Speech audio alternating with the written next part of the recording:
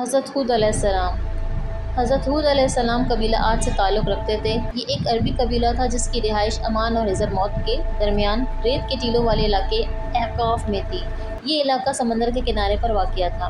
یہ لوگ زیادہ تر لمبے لمبے ستونوں والے خیموں میں رہتے تھے، جیسا کہ ارشاد باری تعالیٰ ہے، کیا تم نے نہیں جانا کہ تمہارے پروردگار نے عاد کے ساتھ کیا جو ارم کہلاتے تھے اور اتنے دراز قد تھے کہ تمام ملکوں میں ایسے لوگ پیدا نہیں ہوئے تھے۔ جب حضرت ہود علیہ السلام نے اپنی قوم کو اللہ کی عبادت کرنے کا حکم دیا اور اس کے احکام کی تعمیل کرنے کا حکم دیا تو ان کے کافر سرداروں نے ان سے کہا کہ بلا شبہ تم ہمیں احمق نظر آتے ہو، یعنی آپ ہمیں جس عقیدے کی دعوت دے رہے ہیں وہ تو حماقت پر مبنی ہے۔ ہم ان بتوں کی عبادت کرتے ہیں جن سے ہمیں مدد اور رزق کی امید ہوتی ہے۔ قرآن پاک میں ارشاد ہے، حضرت ہود علیہ السلام نے اپنی قوم سے فرمایا، بھائیو مجھ میں حماقت کی کوئی بات نہیں، بلکہ میں رب العالمین کا پیغمبر ہوں۔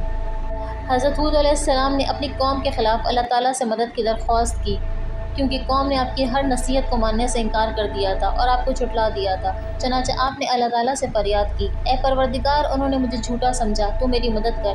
اللہ تعالیٰ نے فرمایا کہ وہ تھوڑے ہی عرصے میں پشیمان ہو کر رہ جائیں گے، سو ان کو وعدہ برحق کے مطابق زور کی آواز نے آن پکڑا۔ بے شک ظالم لوگوں پر اللہ کی لعنت ہے۔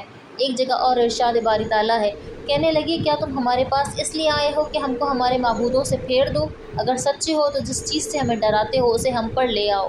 انہوں نے کہا کہ اس کا علم تو اللہ ہی کو ہے، اور میں تو جو احکام دے کر بھیجا گیا ہوں وہ تمہیں پہنچا رہا ہوں، لیکن میں دیکھتا ہوں کہ تم لوگ نادانی میں پھنس رہے ہو۔ پھر جب انہوں نے اس عذاب کو دیکھا کہ بادل کی صورت میں ان کی وادیوں کی طرف آ رہا ہے تو کہنے لگے یہ تو بادل ہے جو ہم پر برس کر رہے گا، نہیں بلکہ یہ وہ عذاب ہے جس کے لیے تم جلدی کرتے تھے، یعنی آندھی ہے جس میں دردناک عذاب بھرا ہوا ہے جو ہر چیز کو اپنے پروردگار کے مطابق تباہ کیے دیتی ہے۔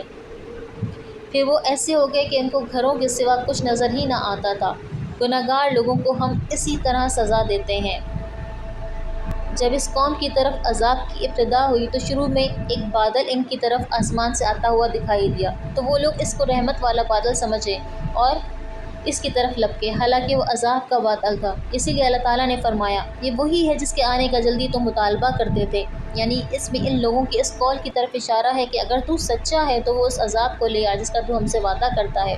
اللہ تعالیٰ نے اس کو 7 رات اور 8 دن لگاتار ان پر چلائے رکھا، یعنی پوری مدت یہ آندھی مسلسل چلتی رہی۔ ایک قول کے مطابق عذاب کی ابتدا جمعے کے دن ہوئی اور ایک قول کے مطابق بدھ کے دن۔